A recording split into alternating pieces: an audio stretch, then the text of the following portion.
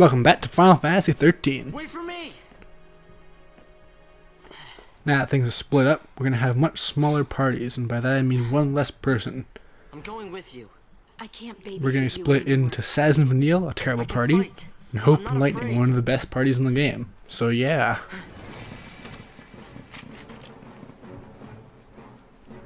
Great. A SciComm hit squad. See, this is one of the things I don't like about Lightning's writing. It's like everything she's supposed to, like, she's always supposed to say these sarcastic sounding things, almost like one-liners or something like that, but there's nothing even remotely clever about it. It's like, great, a SciComm hit squad. And then it's like, oh yes, that is so sarcastic, as that is not a thing that you would want. There's nothing remotely clever about it. Like, I don't know. It's just something that kind of bugged me as I replayed this. She says all these things that are just like, it's supposed to, I guess, point out like, oh, she's badass. She's like, oh, great, a SciComm hit squad. But when I see a quip, which I'm assuming it's supposed to be a quip, I want it to be like a witty observation or something like that.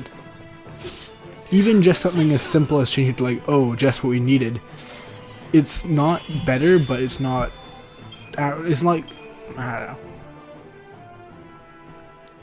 Anyways, Not bad. Hope and Lightning demolish as a team. Really? Hope is a fantastic Ravager, and Lightning is just all around great.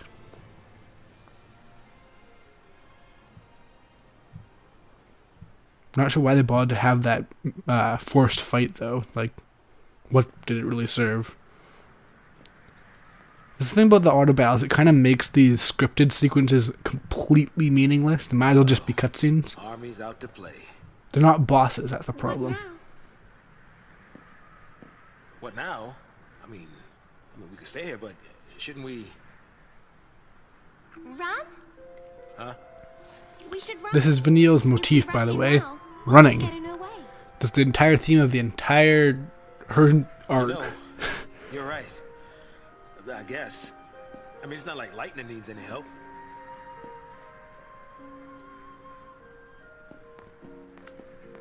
This is kind of a case of gameplay to story segregation, because really Lightning isn't any more powerful than any of the other ones, We should keep moving. except during the story where she's a well-trained soldier type thing. Everyone else can deal just as much damage as her, they just have slightly slower attack animations. With me, it'll be fight after fight. I don't know how it'll end. It's anybody's guess. I know that, but I need to be stronger. I need EXP. I must grow. Lightning, Call me Light. what's the plan from Aww, they're friends Through now. the Gapra Whitewood to Palampolum. We'll find transport to Eden. Apparently it's actually possible to get Hope to call Lightning Light here? I can show you all before the shortcuts. No they side actually trips. show that scene, so No need. there's that I don't think minor we'll see our welcome audio home. glitch, I guess. I actually really do like, though, the dialogue that plays during battles actually can change as the story goes on. I really do like that. I think it adds an element to the story affecting the gameplay. So I don't know, I think that's pretty cool.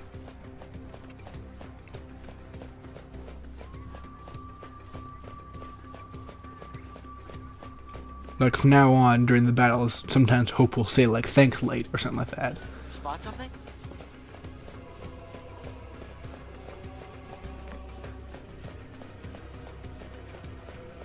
Let me go look ahead. So yes, more of the vile peaks, and more of your party members running faster than you.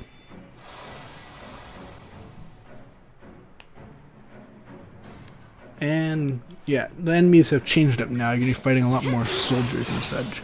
A core regular, or maybe it's some other special way you say it, like regular, or I don't know. And a core gunner. Neither of these are anything really special. You can take them any order you want. They don't have any real unique attacks or anything. So, pretty minor enemy.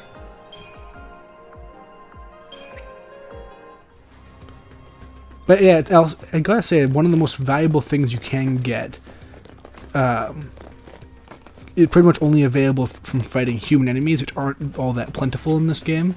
But when you fight a human enemy, they can drop things like potions, and more importantly, Phoenix Downs, which are one of the best selling items in the entire game, at least relative to how easy they are to get. Because Phoenix Down can drop very casually, but they can be sold for quite a bit of gil, and gil is very scarce in this game, so yeah. On the other hand, Phoenix Downs are really useful in battles too, and unfortunately kind of limited because there's not many human enemies, which is the primary way to get Phoenix Downs. Because Phoenix Downs are very expensive in this game.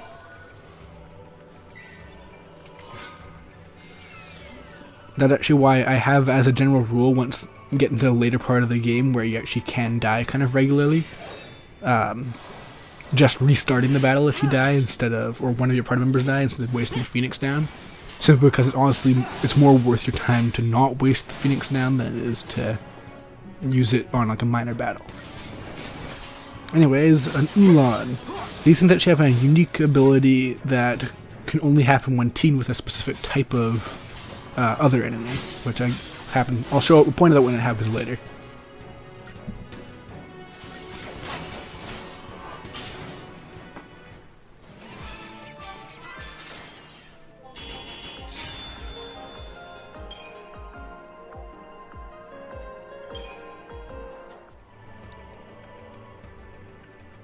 I guess something I haven't actually really touched on much yet. It's a lot more relevant later in the game, but enemies have two main slots for items. You can get either a common item or a rare item. I'm fairly certain you can only get one or the other, but there's actually a third option. There's the different sprays. Those have a very small percentage of dropping, I'm fairly certain. Like, it's really low, I think. Some enemies maybe have a higher chance, I don't know. But as far as I know, it applies to every enemy besides bosses. They all have a small chance of dropping a spray. And that's a separate thing from the common and rare items.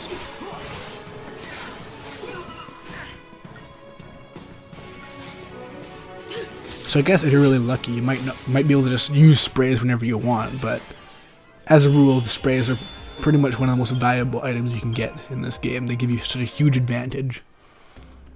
What was SciComm doing here?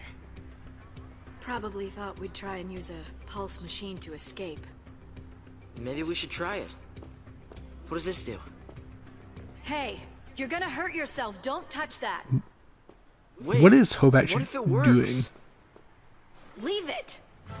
And okay, all the pulse machines have been shown to be able to work on their own and have an almost sentient kind of behavior to it. So, what is this basically a mechanical steed? I got it. Yes, you can tell by this light-hearted music. We're about to go on a killing spree. And yeah, this is actually kind of a Final Fantasy VII style minigame. In that, I mean, they completely changed the gameplay style and then never really used it again, and it serves basically to give you some special rewards at the end depending on how well you do. Basically, you're just going to wander around as this Tankamabob. I believe it's called a Juggernaut or perhaps a Dreadnought. And smashing through a gate will give you 3 charges. You can then use these charges to send enemies flying. It's a pretty delayed attack, but if you actually time it right, then you'll be able to send tons of enemies flying. Very cartoonishly, I must say. You can also just send enemies flying by running into them. So, yeah, there's no danger out here at all, and I don't think you get experience points or anything like that either, so it's really kind of a little worthless distraction. And it's kind of a really out-of-place minigame, I gotta say. Like, they're set up like bowling pins here. I mean, that's just silly. But yeah, the more efficiently you take out these, what are they called? Pulsework Knights? The more efficiently you take them out, the better rewards you'll get at the very end. I'm not sure if this is based on how many you can kill at once, or how long it takes for you to beat the actual mission, or what, but I did do a test, and you do get different treasure chests based on something, some sort of efficiency thing. And I tried even looking up in guides to see if I could find something that would elaborate on this, but couldn't find anything, so yeah.